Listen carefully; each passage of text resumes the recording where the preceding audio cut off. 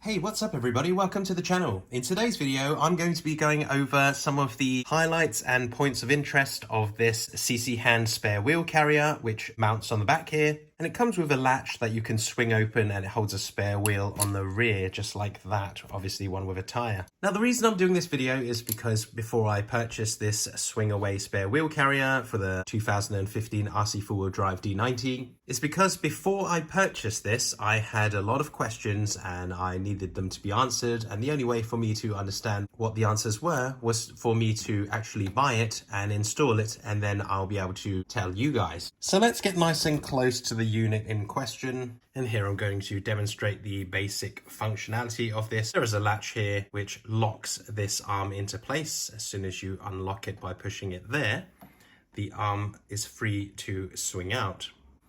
This allows the opening door on the rear to open just like that.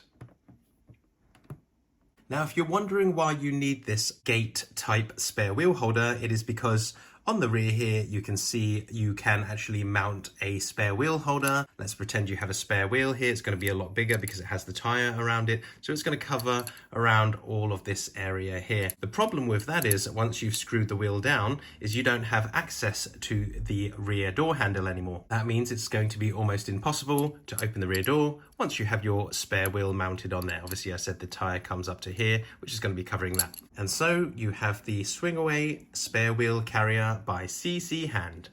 It does come with a mounting screw, as you can see here. Mine has rusted a little bit. This is just the way it came in the post. This will go through the mounting hole on the rear there. And you have this nylock nut, which threads all the way on there to hold it in place there. Once the wheel goes on, you also get one of these to screw on to hold the wheel on. And then you could cut that to length if you desire. Let's close this up. Now, let's have a look at the mounting points. My main concern was how forgiving the mounting points were for me, because I'm very bad at measuring, very horrible at drilling holes, and even more horrible at mounting stuff in drilled holes. Impossible as it may sound, I can mess all three of those steps up. There are two holes you need to drill in the top mounting arm, there and there, just behind this part here, and the same on the bottom here and here. The little screws, one you can see there, that screw through the body, also come with their own little nylock nut, which you just screw on inside the actual body. This holds it very securely in place. And now let's have a look at this side here to where it mounts on to the closing part. This part here also has two screws, one there, and this arm, this swing lock arm, just screws into this top plate here. I believe these components, this one here, and these two anchoring points are made of nylon, I believe. But the actual swing away gate is made from an alloy or metal. Now, the main question I had before I purchased this was how much area it had to mount two things which I wanted to change. Number one was this number plate light.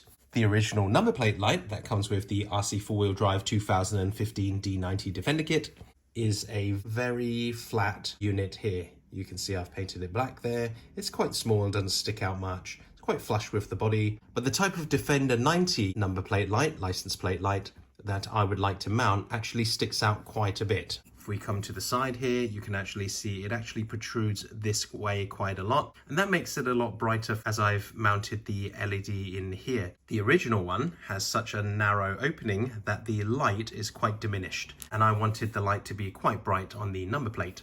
Knowing that this sticks out a lot more than the original, I was worried that it would interfere with the gate. My second worry was this rear ladder that was mounted on the rear here. In original form, this ladder has another step. It comes down quite far, about up to here, and that's totally going to cover this area. So what I did was cut off the bottom step here and sand it down. And that allowed just enough room for this swing away arm to miss it, and just enough to not touch the number plate light. If you look very closely, you can see this is how it mounts. It goes in flawlessly, doesn't touch anything. And this can be locked upwards or downwards without interfering with any other part.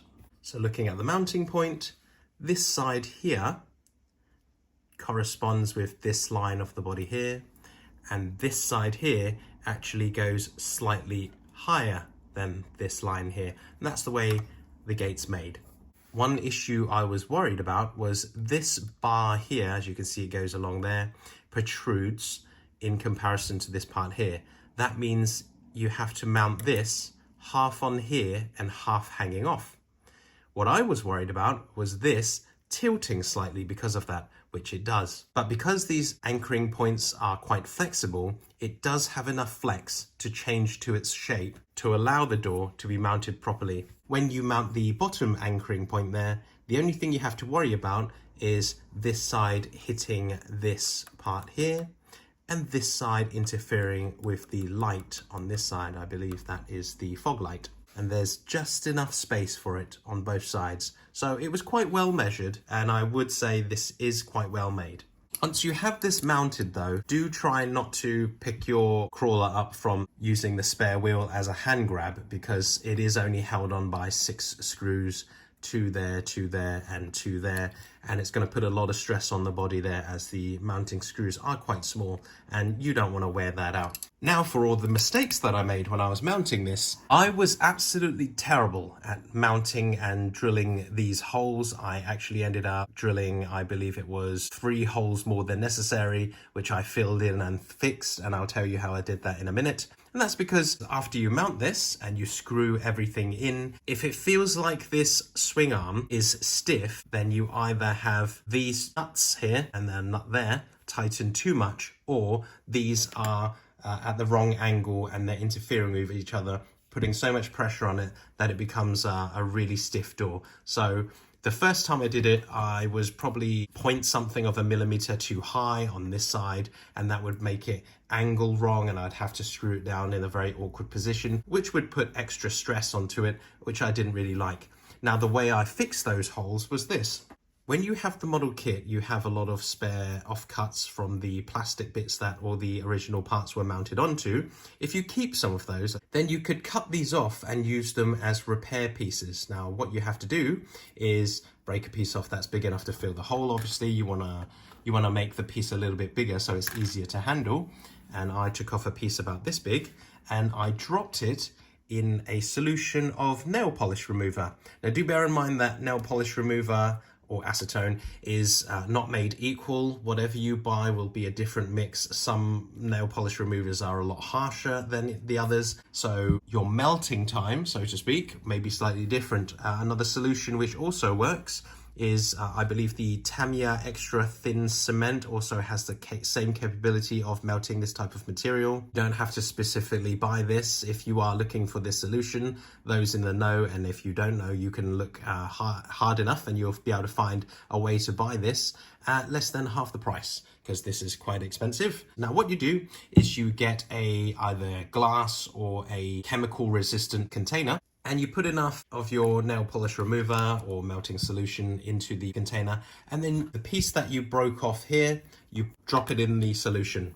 After about this, for my solution, it was about 3 to 4 hours. This would melt to a point where it would feel like blue tack. I don't know if this blue tack's available everywhere, but it's like a sticky gum tack thing that we use to stick up posters and pictures and things like that. The hard plastic that I broke off here became almost as pliable as this. You see how I'm working this now? You could stretch it, pull it, stick it.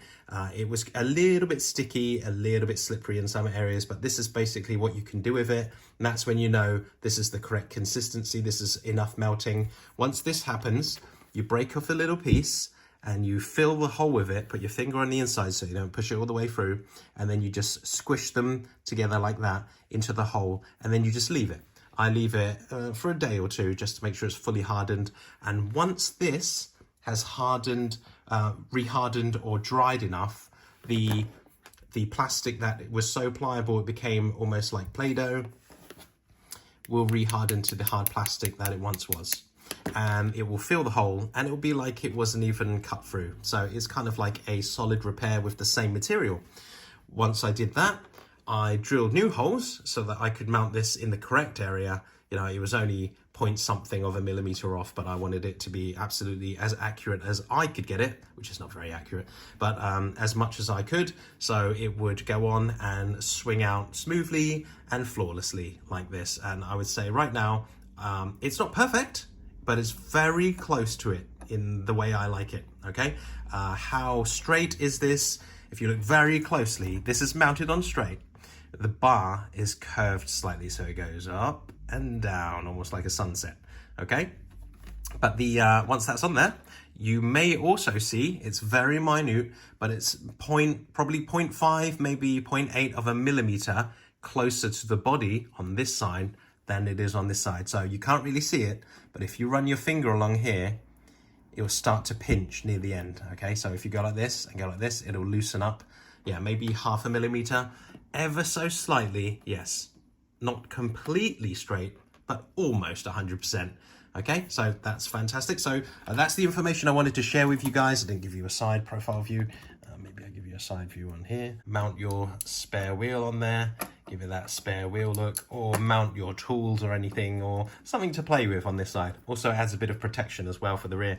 But yeah, that was a little bit of shared information for you guys. This has always been something I wanted. I did, in fact, buy the wheel carrier, which is really cheap. It's a really small part. It's literally just the part that screws onto this part here and holds the spare wheel. That was mainly designed, I believe, for the original RC4WD D90, the one without the opening doors.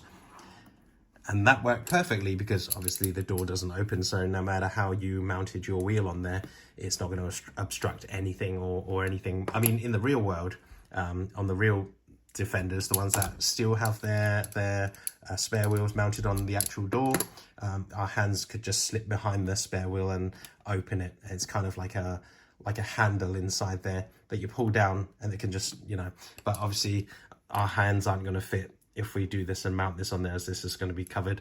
But I did buy that, but it didn't arrive. I got a refund from the company. They just refunded me straight because they said it was out of stock at the time I bought it.